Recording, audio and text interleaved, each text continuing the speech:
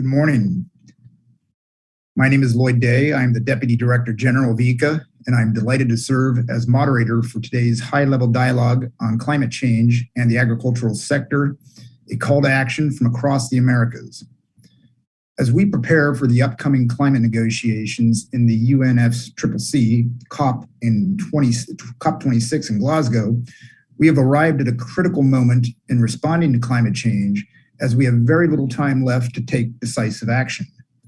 Under the Paris Agreement, all countries have agreed to take economy-wide actions to avoid and address the worst impacts of climate change and to identify commitments according to the priorities and capacities of each nation. Climate change is, in fact, an agricultural issue. Across the Americas, we see shared interest in climate action related to the agricultural sector, and we have seen innovative leadership from governments, farmers, ranchers, and the whole value chain to increase resilience and reduce emissions or emissions intensity in the sector. We're honored to have some of those leaders here to speak today. We know that by building exchange at the regional level, we can learn from each other's successes and create more impact together. Our next steps are to replicate and grow these transformational programs and strategies throughout the regions across all parts of the agricultural value chain, including farmers, agribusiness, and the supply chain, to make significant science-based climate actions demonstrating agriculture as part of the solution. We can achieve this kind of transformational approach in agriculture through data and information systems that help our ministries and farmers make better decisions, through programs and strategies to reward stakeholders who are leaders in transitioning to resilient, sustainable systems, through proactive solutions with the private sector to de-risk supply chain vulnerabilities, and through public policies needed to support a resilient, lower emissions agricultural sector that continues to support sustainable productivity growth and rural economic development in the Americas. More than ever, the agricultural sector has a leadership role to play to inform the success of these strategies and to contribute towards these national commitments and goals. At ICA, we are building our support for the multi-sector partnerships to develop projects and programs that strengthen capacity in the sector and increase coordination and implementation between agriculture and other sectors. We are delighted to host this event with member state ministers on the eve of the COP26 to highlight, in their own words, the commitment from the sector and some of the proactive steps being taken to address climate change, and more importantly, to set the tone for constructive action among ICA member states to lead the sector and to demonstrate the solutions agriculture provides to addressing our greatest planetary challenges. So to kick things off, I would like to call upon the Director General of ICA, Dr. Manuel Otero. Dr. Otero, the floor is yours. Good morning, everyone, and thank you, Lloyd. I would like to recognize and thank the presence of Tom Vilsack, Secretary of Agriculture of the United States of America, Pedro Álava González, recently appointed as Minister of Agriculture and Livestock of Ecuador, Augusto Valderrama, Minister of Agriculture Development of Panama, Alfred Prosper, Minister of Agriculture, Fishery, Food Security and Rural Development of St. Lucia, Victor Villalobos Arambula, Secretary of Agriculture and Rural Development of Mexico, and Clever Oliveira Suarez, and the Secretary for Innovation, Rural Development of Brazil. I am extremely honored of having the possibility of participating in this high-level dialogue regarding climate change and agriculture in the eve of the COP26, a very important milestone for the world as a whole and for the Americas in particular. We are before a huge opportunity in order that our ministers of agriculture highlight its priorities, concerns, and explain how we are moving regarding the answers that the sector has before climatic change.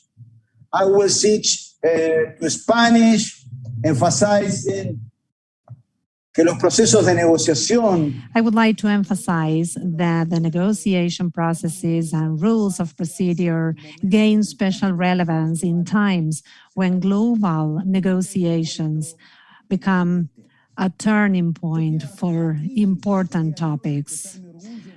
I would like to express my pride as ICA Director General, because from the Americas and the participation of member countries, we have achieved an unprecedented consensus for the Summit of Food Systems, building together 16 collective messages from our continent and around the position of our sector, also constituting the only region in the world that has presented an agreed upon position.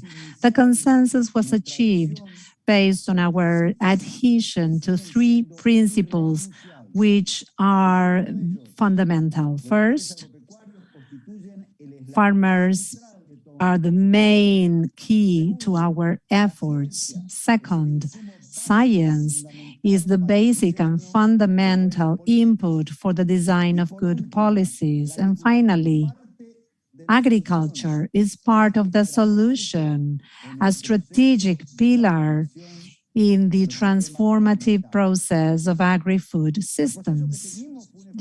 So the process that we have undertaken has been very important. That should not end in September 23, but rather must be deepened now following the emerging efforts of climate action.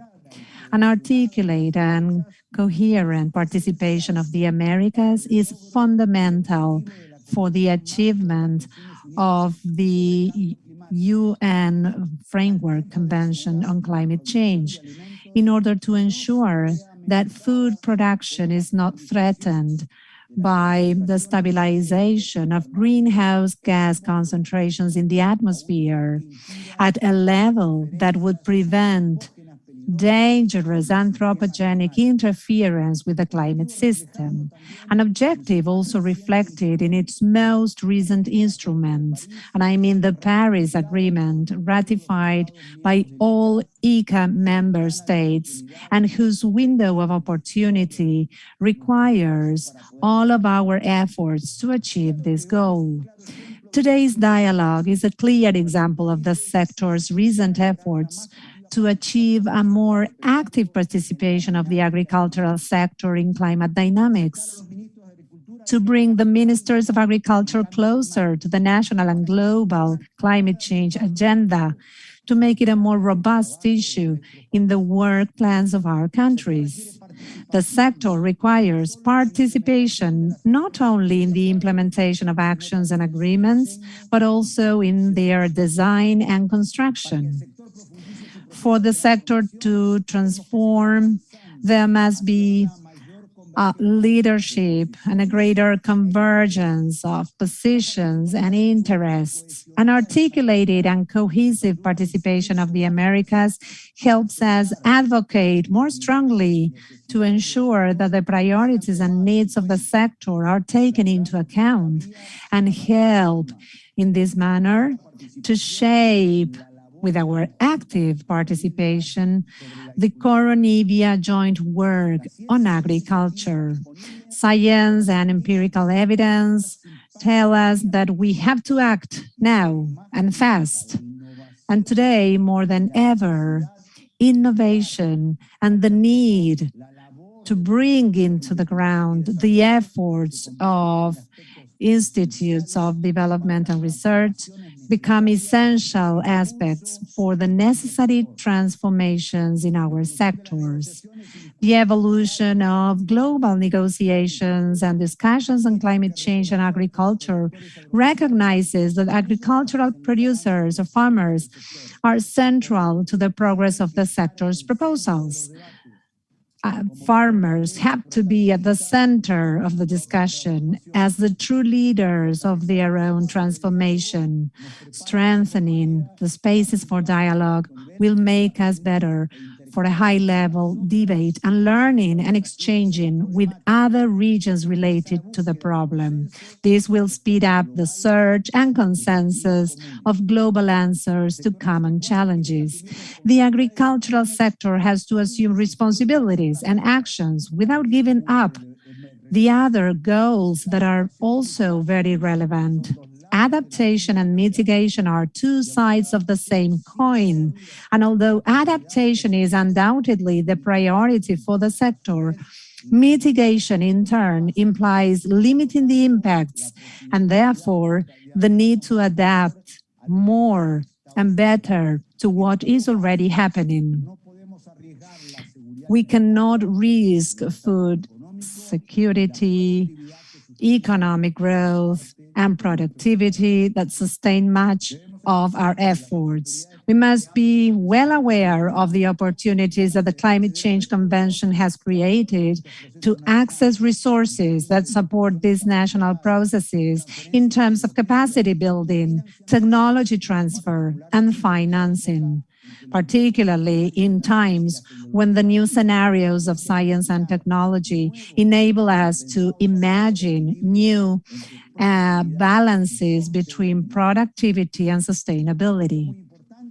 Another important aspect is that countries should include into their NDCs the expected actions, because the rules are not only limited to mitigation, but also include adaptation, thus increasing the chance of available aspects to support the convention. For our region, the Coronivia joint work on agriculture is the door to broader discussions and debates, because it allows to connect the various spaces, financing, adaptation committee, and others that finally constitute the current architecture of the climate system. It must be noted that the sector is the only one with a dedicated agenda. So in this second stage, we need to keep on supporting its building and strengthening. At the end of the day, we all know that agriculture is part of the solution, and together we will move faster, more effectively, and better. This, more than opportunity, I believe, represents a true responsibility towards the global problems, and especially with the region's future. Thank you. Thank you, Director General. Our next speaker is Secretary Tom Vilsack, the Secretary of the Department of Agriculture of the United States. Secretary Vilsack, I'm here in Washington right now. It's a sunny day, but in my home state, California, I think it rained 4 inches in one day during the San Francisco 49ers football game. And so that's a lot of water in one day in a state that's been in tremendous drought. I think that's headed across the country toward Iowa right now. So I hope you can get out safely to your mission to Glasgow, where I hope you can understand them better than I did when I lived there. But I'd like to now call upon you to please make your... Please, if you can turn off your mics, those are not speaking, please. Well, Lloyd, thank you very much. And I want to thank the Director General for his comments. I'd like to associate myself with those comments, and certainly want to acknowledge his leadership at this event and throughout the entire set of events that have taken place with AICA. I also want to thank my regional colleagues for joining today. I think it's fair to say it's essential for all of us to send a strong message that the United States and all AICA member states are committed to addressing climate change in the Western Hemisphere. I think we all acknowledge the challenges that agriculture is facing. Our farmers have been impacted by the pandemic, by the wrath of climate change in the form of severe and prolonged drought, as Lloyd mentioned, intense wildfires, destructive storms, and increasingly unpredictable weather. No country alone can solve these issues. There needs to be a real commitment and an understanding of the need to act collaboratively and cooperatively to address these significant challenges. Now, this commitment is going to require all of us to transform our agricultural systems with bold actions that build resilience while respecting farmers of all sizes, from large-scale commercial agriculture to smallholders. The challenge of feeding a growing world population in a changing climate while reducing our environmental impacts underscores the importance of strong local and regional food systems, of sound trade policy, and of accessible farmer-focused research and innovation. In the United States, we have been listening to farmers in terms of what they want to see in our climate efforts. Farmers need climate solutions they trust, that make business sense, and that provide certainty about the market potential for sustainably produced goods. Now, there's a clear consensus here in the US on the benefits of research and innovation and the need for flexible solutions and voluntary market-based incentives. We've targeted our climate research efforts to better understand potential climate impacts. We've accelerated the development of science-based solutions. We're informing the deployment of adaptation strategies. We're using new surveys and analysis to pinpoint barriers to access. And we're building tools, training, and extension for farmers to more easily understand how to implement climate-smart and nature-based solutions. We recently announced the formation of a climate-smart agriculture and forestry partnership initiative, which will provide resources for large-scale demonstration and pilot projects in order to better inform our policymaking in the future. We must support at IECA climate-smart agricultural practices and policies that are designed to improve adaptive capacity and mitigation in ways that meet the urgency of this crisis, and to ensure that there are adequate incentives and risk management tools that are available to our farmers. We must also ensure that agriculture always has a seat at the table when negotiating policy and decisions that affect our hemisphere. At the G20, one of the key messages that I delivered was the central role that coalitions and partnerships will play in our approach to addressing climate change. This is one of the reasons why we've been encouraging IECA members to pursue membership and participate in our Agriculture Innovation Mission for Climate, which is designed to accelerate innovation in this space. And likewise, we continue to encourage IECA member states to join the Coalition on Sustainable Productivity Growth, which was announced at the UN Food Systems Summit. This coalition is designed to make sure that we understand that productivity and sustainability are not mutually exclusive. Now, we must address our combined challenges, which is to grow more with less, freeing up land for conservation while improving the livelihoods of our farmers. Now, after the Food Systems Summit and the G20, the global community will again meet in Glasgow. COP26 is a critical juncture in our global effort to address climate change through national action and international cooperation, in concert with the efforts of civil society and, of course, the private sector. Agricultural leaders in our hemisphere have never been more attuned to the links between agricultural production, trade, climate change, and sustainability.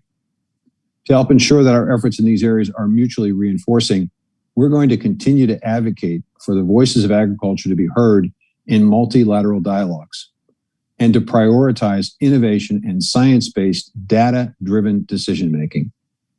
Now, I recognize this is no small undertaking, but I'm confident with the leadership of IECA that together we can rise to the challenge and we can find sustainable solutions for our farmers and for our countries, not just at COP26, but well into the future. So appreciate the opportunity to spend a few minutes with you today and to share these thoughts. We in the U.S. are absolutely committed to an aggressive action. We're leveraging our conservation resources towards climate-smart agricultural practices. We're engaged in proper forest management and reforestation.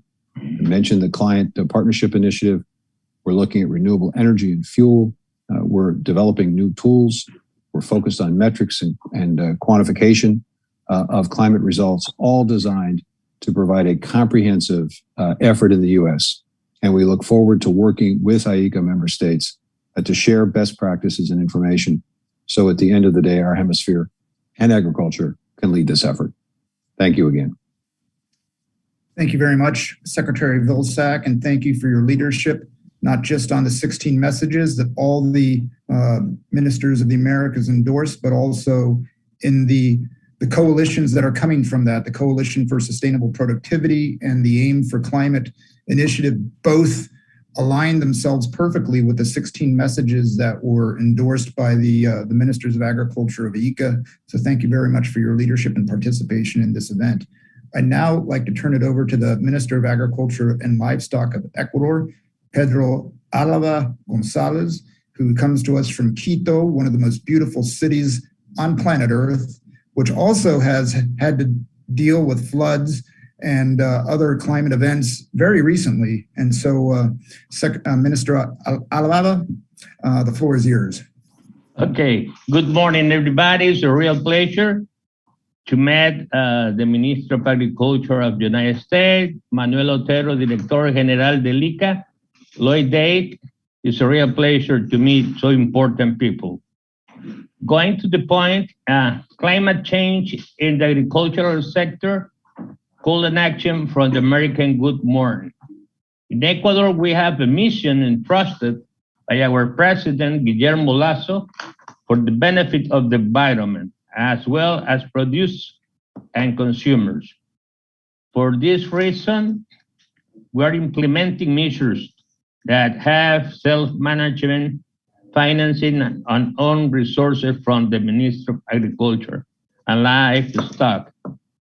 As Tom Vilsack said, we cannot take this problem by ourselves. It's had to be solutions done all together. All the country who was involved in producing food for feed the world, we need to be very clear that the global warming is going to change everything.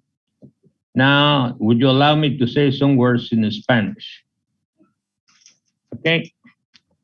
En Ecuador tenemos una misión. In Ecuador, we have a mission that has been assigned by President Lasso to face these problems that have been coming up. I should say that from the very beginning, since the implementation of initiatives against climate change, from the first nationally determined contribution, it's been truly significant. I think that in the Glasgow meeting, I'm going to attend that meeting actually.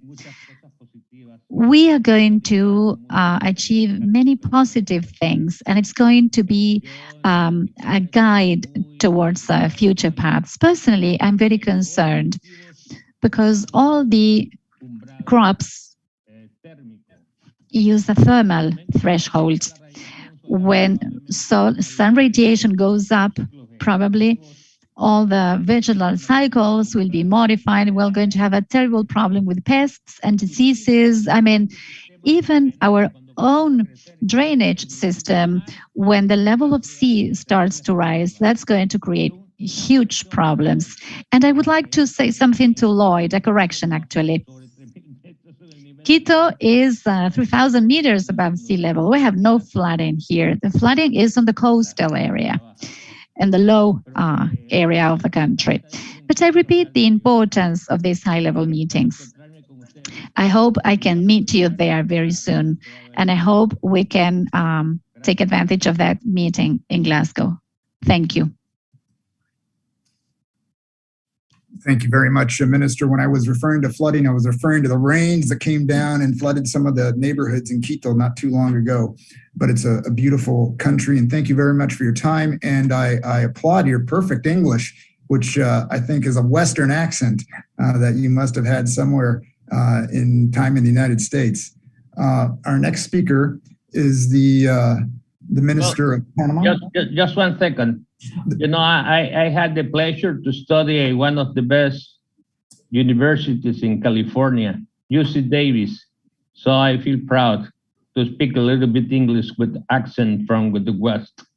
Well, your Western accent is very familiar because I grew up right next to UC Davis in Sacramento. So It's nice to see a fellow Californian. Our next speaker is the Minister of Agriculture, Fisheries, Food Security and Rural Development of St. Lucia, Mr. Alfred Prosper. In St. Lucia, ICA is working on a Green Climate Fund Readiness Project to drive additional resources to the sector and an ecosystem-based adaptation project to enhance resilience. We're delighted with your presence, Minister Prosper. The floor is yours. Good morning to all. Let me recognize the Minister of Agriculture from the United States. Let me also recognize Dr. Manuel Otero, Director General of ICA, Dr. Lloyd Day, Deputy Director General ICA, colleague secretaries and ministers of agriculture, other participants joining the high-level dialogue, invited guests, ladies and gentlemen, good morning.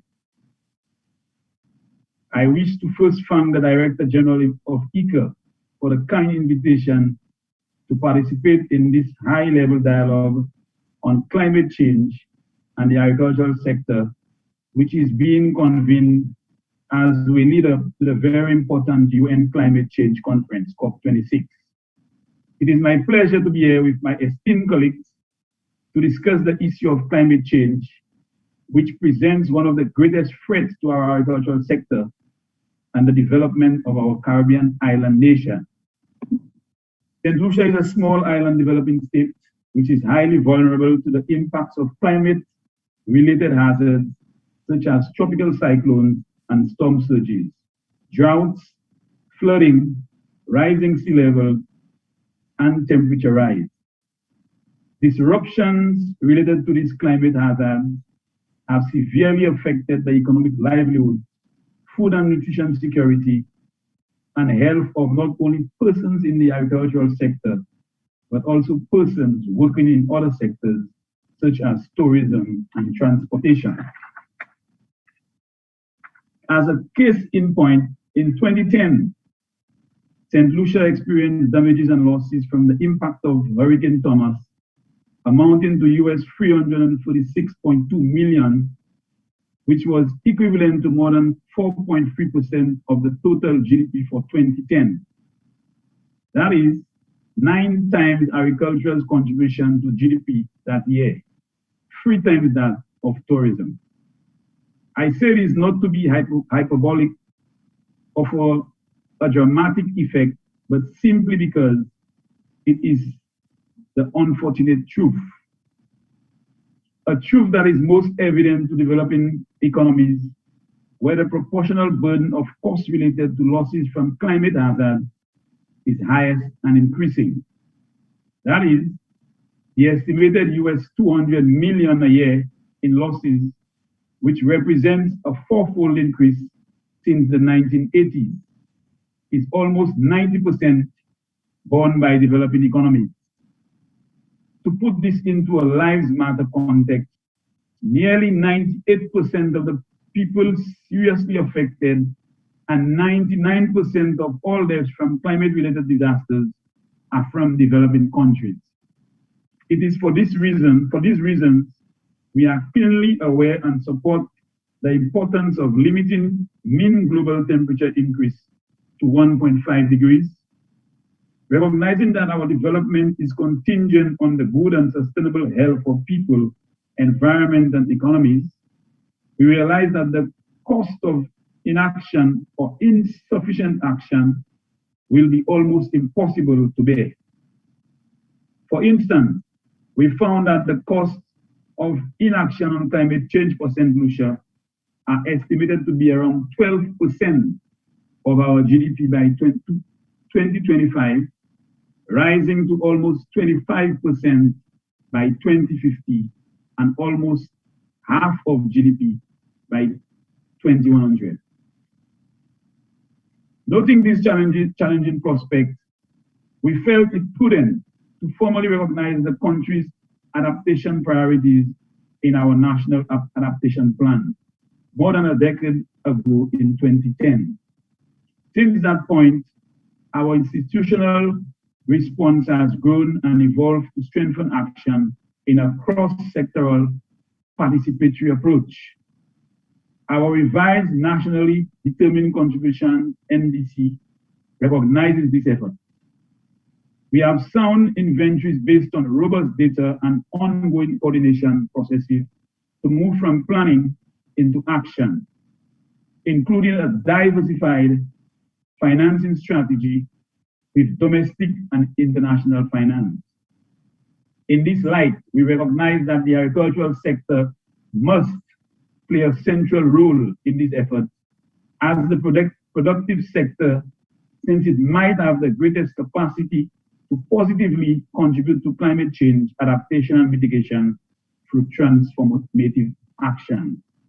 This means building capacity at all levels, from farmers to policymakers, to integrate climate change into all decisions and actions in the sector.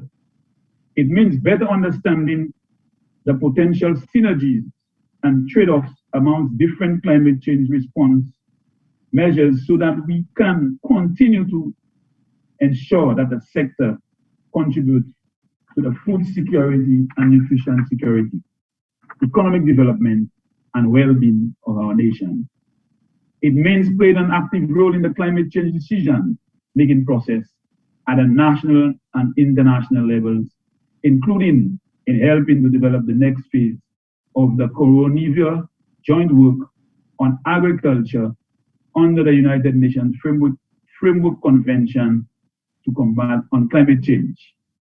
As our national adaptation plan for the agricultural sector states, St. Lucia is preparing to welcome support that is finance, technology transfer, and capacity building from a variety of sources, including public, private, but bilateral, multilateral, and alternative sources, all in an effort to help the country build climate resilience and address the seemingly insurmountable phenomenon of climate change.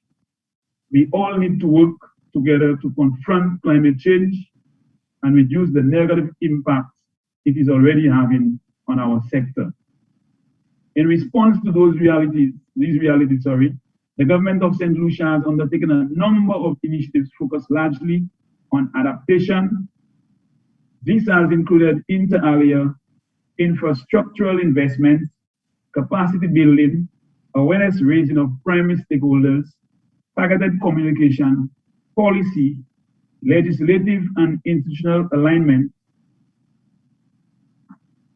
Through our sectorial adaptation plan, we are establishing a climate resilient agriculture demonstration center to enable the transformation of vulnerable groups in free subsistence farming communities into competitive national agribusiness leaders under a changing climate. At the policy level, St. Lucia revised climate change adaptation policy was approved by Cabinet in 2015 to ensure that all St. Lucians, their livelihoods and social systems are resilient to the risk and impacts of climate change. Operationally, the country is developing sectoral adaptation strategy and action plans, which are being implemented over a 10-year period ending in 2028. The agriculture and water sectors each have a strategy. Agriculture has been the principal target or key partner for several initiatives such as Resilient Environment and Agricultural Caribbean Habitat REACH project, the Disaster Vulnerability Reduction project focused on climate change adaptation and disaster risk management, and the Building Resilience or Adaptation to Climate Change and Climate Variability in Agriculture in St. Lucia project, which aims to improve the resilience of rural farm communities by increasing farm productivity, water and livelihood security, and reducing vulnerability to natural hazards, climate variability, and climate change. Currently, we are working with ECA to promote ecosystem-based adaptation approaches that include efforts to install the vertical system and improve soil and water management practices on farm while improving green livelihood opportunities. We are also working with ICA to implement the Caribbean First Regional Green Climate Fund readiness project on agriculture, which focuses on strengthening the foundation for a climate responsive agricultural sector in the Caribbean. Events like this one helps to communicate and make more visible the proactive efforts our sector is taking, together with partner agencies and local stakeholders, to enhance productivity, reduce risk, increase efficiency, and promote environmentally friendly avenues for making farming climate smart. Although increasing climate resilience is our top priority in the sector, by investing in adaptation efforts, we also expect to achieve many co-benefits, including increased carbon sequestration by developing and implementing better practices in agricultural production and other ecosystem-based activities, and reduce emissions from implementing fuel efficient and renewable energy technologies for agriculture and fishing operations and improve farm practices. It is my pleasure to once again congratulate and thank the Inter-American Institute for Cooperation on Agriculture, ICA, for its continued support, expertise, and input, which are geared towards the overall development of the agricultural sector in St. Lucia. I close by asking my fellow ministers of agriculture from the Caribbean and from around the world to continue to prioritize addressing climate change, to propose science-based, farmer-focused solutions, to share experience and work together to implement solutions, to collaborate with other sectors, and to demonstrate to all the productive leadership from the agricultural sector as part of the solution to climate change. I thank you. Thank you very much, Minister. I think the term resilience describes perfectly not just the agriculture in the Caribbean, but also the people of the Caribbean. So we're delighted with your participation. We thank you for your work on the GCF project and also for your focus on farmer-focused solutions. Our next speaker is the Minister of Agriculture and Development of Panama, Augusto Valderrama. In Panama, we are currently working on a rice nationally appropriate mitigation action, a NAMA, to reduce emissions and increase productivity. Minister Valderrama, I understand your agricultural negotiators are already in Glasgow in quarantine, getting ready for the COP26, and so we hope that they have a successful trip to Scotland. With that, Minister Valderrama, the floor is yours.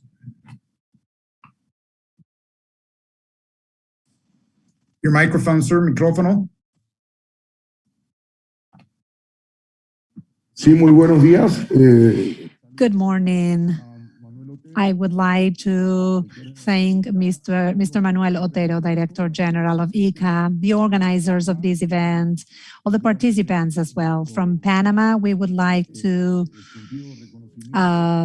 recognize the effort that you are making so that our countries, our delegations, and everybody gains more awareness every day as to the importance that all countries have in order to address the effects of climate change that today go against the coexistence of humanity in the planet, and that call our governments, our peoples, to take strong action against each and every unsustainable measure that goes against the nature of the planet we live in. It is of paramount importance that industrialized countries, countries that consume the highest amount of energies, of fossil fuels, look for viable alternatives, immediate alternatives, in order to change our ways of producing, ways of production for more eco-friendly energies. And it's important that we establish an efficient, responsible, and sustainable food production system that coexists with the environment, and that we can reduce the pressures that we have in carbon production in our productive processes. It is also very important that we cannot give space to injustice, unfairness in climate change measures. So those who have the highest responsibility must contribute the most and must help third world countries where the consequences of climate change are disastrous in the food production processes, an increase in poverty and inequality, the destruction of our farmlands. And so in this way, we are absolutely committed to helping, supporting, as long as we can also get resources to sustain the actions that we as a state must implement so that our forests are wealth creators and prevent our farmers from destroying our important forest reserves, which are carbon capturers and sequesters. We as a country are in a situation where the viability of climate change records damage situations in our crop. Particularly, the agricultural sector is affected in important sectors such as rice production, tomato, and also in livestock during the dry season that has protracted. And on the contrary, sometimes there are heavy rainfalls, protracted rainfalls. So the level of dependence on rainfalls for grain development with a high percentage of rice and other products, risk-free, makes us depend heavily on other food sectors. So it is fundamental for our countries to implement modern agricultural processes, efficient irrigation processes, so that our farmers, large and small, do not have to depend on the variable climate processes that affect our work. We've worked in the National Plan for Climate Change for the agriculture sector in an effort shared with different institutions, the University of Panama, credit lending entities, the Office of the Environment, ICA, FAO, and others. So this plan is a framework document that defines 5 pillars for us to achieve our targets and establish lines of action in adaptation in order to align all the projects that are executed in the sector towards the goal, which is food security and sustainability. As part of the actions conducted in climate change, we have made significant progress in establishing the National Climate Data System for the agricultural sector in order to make monitoring efforts, data collection for our products, climate and forecast data through meteorological stations located in different areas in order to make a timely dissemination of information to contribute to decision-making and planning on the part of farmers and authorities. We are committed as a country to creating the necessary mechanisms to strengthen our institutions related to environmental control and monitoring and achieve optimal conditions so that our processes and production can be in line with the programs and guidelines for climate change mitigation. On behalf of our country, we would like to commit ourselves to each and every international organization in relation to this tough situation that we are facing in the world, which is the pandemic that we are going through, and also the global economic context where the large migrations from poor countries to more powerful economies is creating situation of instability and concerns in Europe and in the US. It is fundamental for us to put men and women at the center of development of all our climate change actions and the elimination of inequalities in the planet. Our country is a country that takes pride in zero carbon emissions. So we are in a situation by which we can keep on working strongly to improve the situation. We wish you the best. We wish you great success. Let's move on from words into actions. The world is waiting for our actions. Thank you very much, and I wish you success at this important summit that we are about to start in this important exchange of opinions between ministers and international stakeholders in climate change. And a final acknowledgement to ICA and our support to this organization that produces benefits for the agricultural sector in the Americas. Thank you. Thank you very much, Minister Valderrama. Thank you very much for your leadership and your partnership in working with the ICA on multiple projects throughout Central America and throughout the hemisphere. Panama is, of course, a hub for commerce and trade for the whole world. And the fact that you are zero carbon emissions is really a great success. And we wish you a very pleasant journey to Glasgow. Our next speaker is Cleber Oliveira Suarez, the Deputy Secretary of the Ministry of Agriculture, Livestock and Supply of Brazil. Brazil is obviously one of the most important agricultural countries in the world. It's the leader in exports of just about everything on planet Earth, and it's also the lungs of the Earth. So it's really ground zero when we talk about climate change and agriculture and sustainability. And we are very delighted to have the Deputy Secretary with us today. Senor Oliveira, the floor is yours. Thank you so much, Mr. Day. Are you hearing me? Okay, I'd like to talk in Portuguese. Muito bom dia a todos. É prazer estar aqui nesse. Good morning, everyone. It's a pleasure for me to be here in this important meeting. My greetings to the Director General of ICA,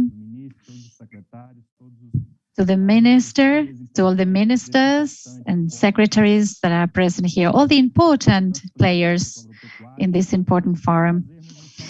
We are discussing climate change in the agricultural sector, and we also want to make a call for the participation of the countries in the Americas on this issue that is so important all over the world. I would like to mention just a summary of the work that our minister, Teresa Cristina, is leading, and also to reflect on the role of nations, particularly the nations in the Americas.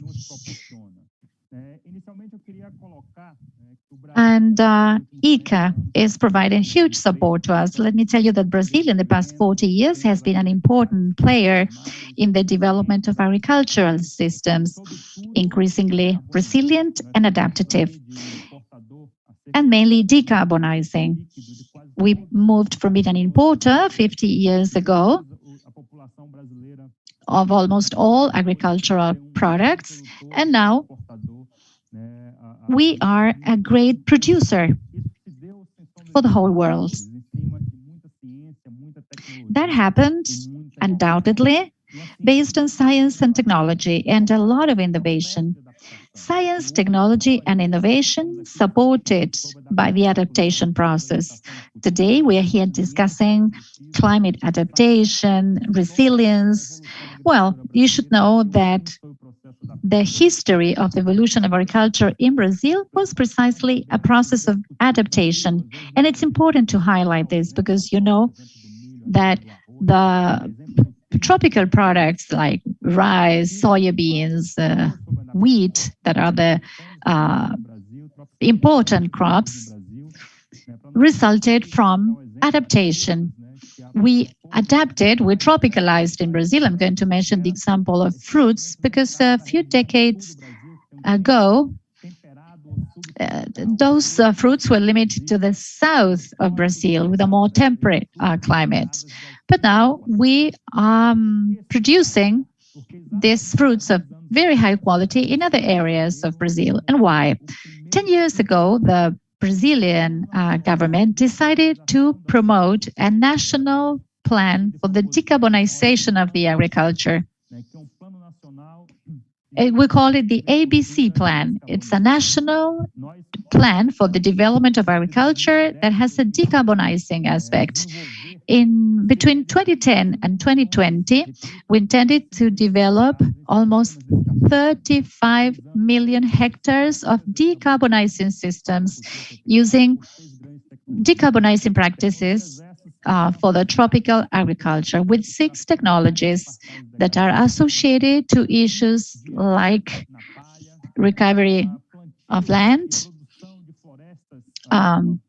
no tillage, and the production of forestry by planting trees, a system of cattle raising integration. As I said, the no-till system, and with the intention not only to decarbonize, but also to do nitrogen fixation in the tropics. The animals,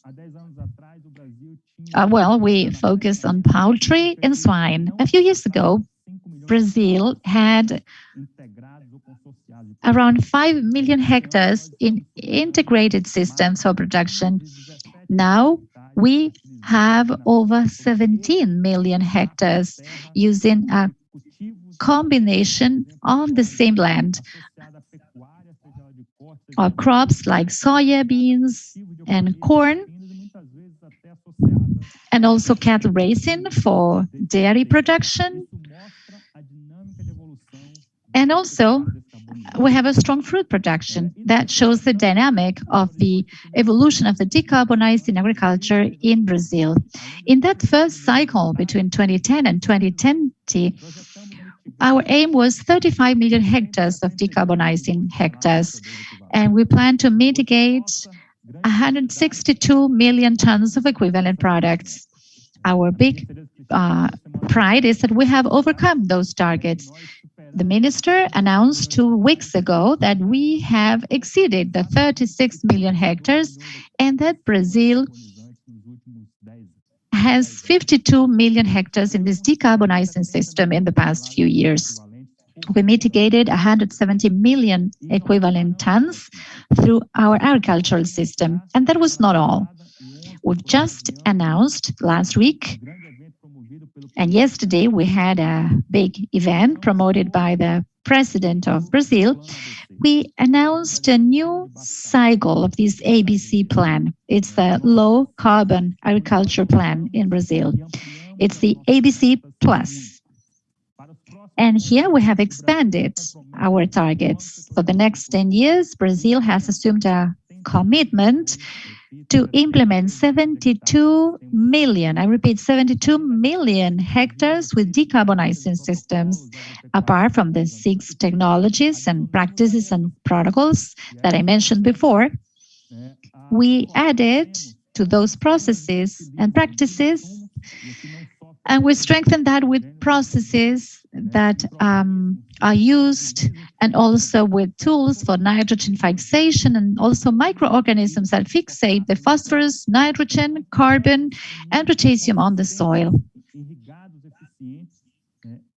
We expanded that with efficient irrigation systems and also with an extensive cattle raising system. And this amounts to twice the size of Germany in terms of the area that is covered. This ABC Plus plan intends to mitigate 1.1 billion tons of CO2 equivalent associated to mitigation through agriculture. And that represents gigatons of mitigated CO2 through the agricultural practices. This is what we are discussing. Our minister, Teresa Cristina, also announced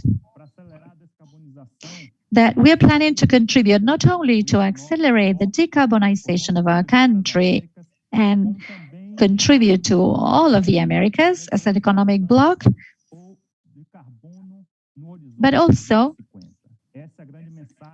to accelerate the elimination of carbon by 2050. That's a great message that the Brazilian team and our secretary, Fernando Camargo, that leads the Brazilian delegation at the COP26. We are ready then to collaborate with all of you so that the Americas and developing countries, mainly in the tropical areas, can continue working with us in this decarbonizing agenda to promote not only sustainability, but also food security and also climate security. This is our topic, and that's why I'm here to speak on behalf of our minister and to work with you on these topics. Thank you so much and have a great meeting. Muito obrigado, Ministro Oliveira. Thank you so much, Minister Oliveira. It's really wonderful to hear about the programs and the projects that you're undertaking in Brazil. And everything in Brazil is about 2 times the size of almost any other country. So it's really, we thank you very much for your participation. We thank Ministra Teresa Cristina for really serving as the home for the Americas at the pre-summit in Rome and your embassy, where all the ministers of the Americas gathered with Director General Otero to talk about our contributions to the Food Systems Summit. I wanted to add that in Brazil, we're also engaged in our Living Soils of the Americas project, which will hopefully be part of that 1.2 billion tons of carbon sequestered in Brazil, as well as some precision agriculture, digital agriculture, using cell phone technology to improve technology in your country. So, muito obrigado again. I'd now like to turn it over to the presentation by Secretary Villalobos of Mexico. In Mexico, we're working on the Biopasos project with Katia for ANAMA to reduce emissions and increase the competitiveness and sustainability of livestock. And Mexico also is a pilot project for our Living Soils of the Americas project to measure soil carbon and improve soil health in agricultural systems. So the presentation of Dr. Villalobos, please.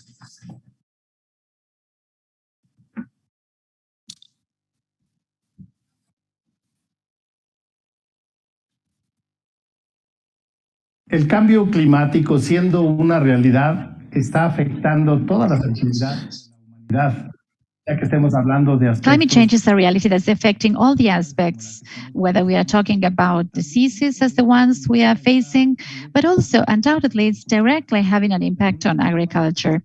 Somehow, agriculture is part of the cause of climate change through greenhouse gas emissions and global warming. But we should also recognize that agriculture is part of the solution. Actually, we have to recognize that we cannot stop producing food, and we clearly need a mechanism and a series of actions that will allow us to meet that great responsibility of feed the growing humanity on the one hand, but also how to reduce greenhouse gas emissions, how we can carry out agricultural practice or good agricultural practices that minimize that impact. There's no doubt that agriculture plays a very important role in the solution of this great problem that is climate change and its impacts. The fact that we are still victims of climate change as an essential productive activity to ensure the sustainability of humanity implies responsibilities. And in this sense,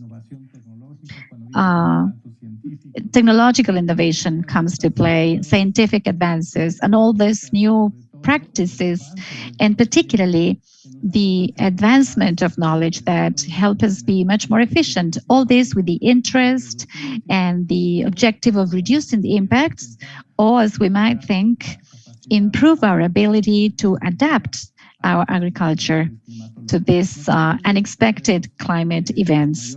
There's no doubt that we will have more frequently these problems related with the scarcity of water, for instance, that is something basic for agriculture. Also, extreme temperatures, problems associated to new pests and diseases, probably the same, but perhaps even strongest, like the African swine fevers we're seeing now, and more threats that we're going to experience.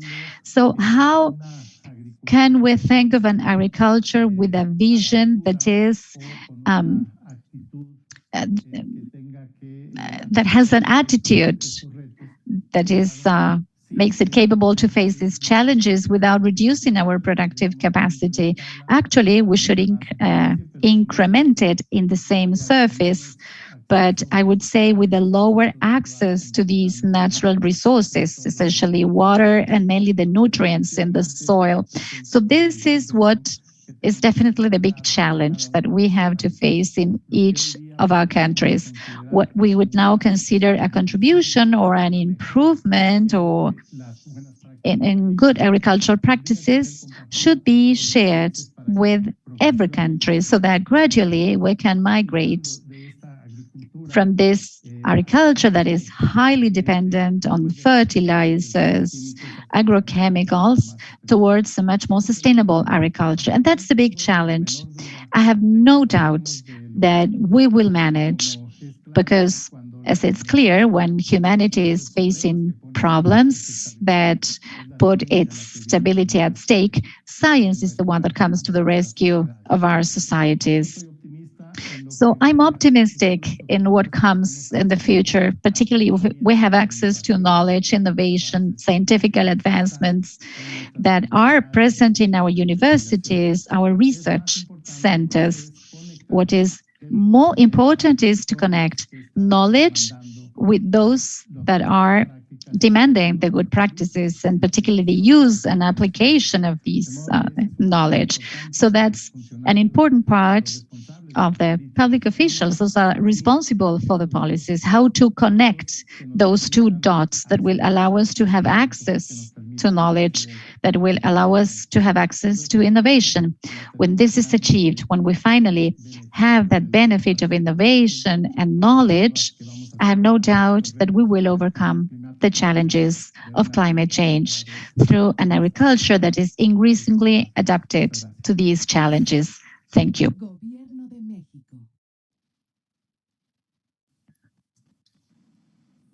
Well, thank you very much, Secretary Villalobos, and thank you to all the participants who contributed to a very rich discussions of the actions being taken by ICA member states across the hemisphere.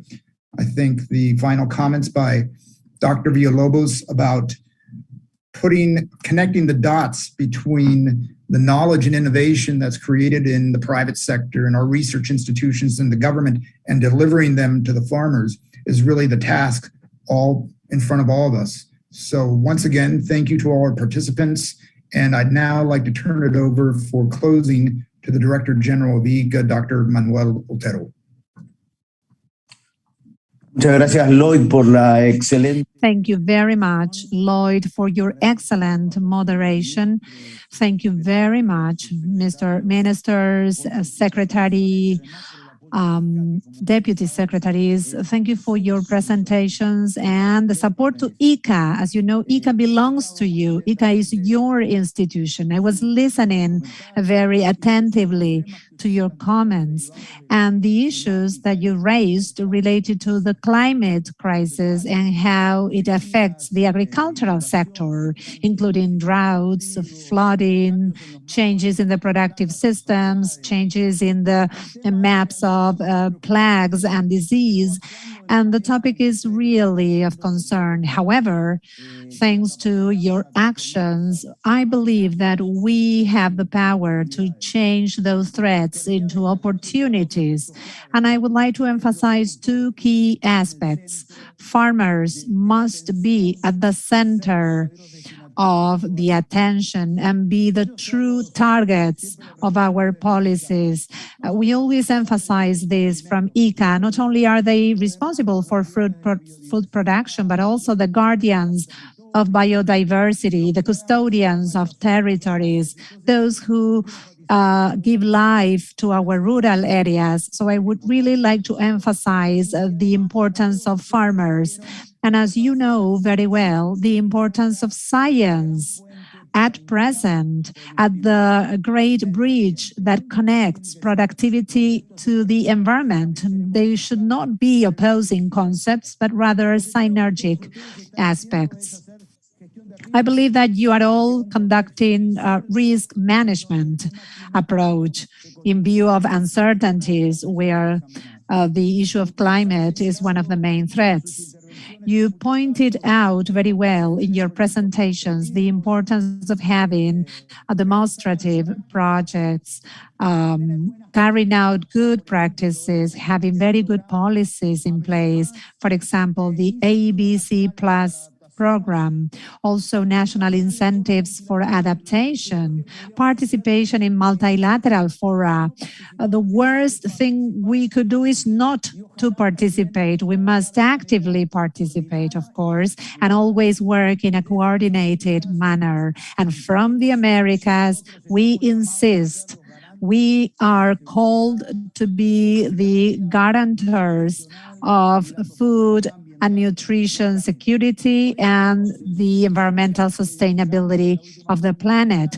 That is why at the last ministerial meeting last September 1st and 2nd, at the meeting, we achieved consensus. And this is what we need to push forward, always acting as a single continent. And you should know that ICA is at your disposal. We are an institution. We may make mistakes, but we always want to be present. We always want to act, to participate at the service of the ministries of agriculture. Thank you very much once again. We feel very much honored with this high-level dialogue. We feel very happy with it. We think it's been very productive on the eve of a global summit that we hope can be translated into well-being for people in such an important pillar as agriculture is. Thank you very much, Lloyd. Thank you, Mr. Ministers. We are at your disposal. Thank you very much, Director General, and good day to all.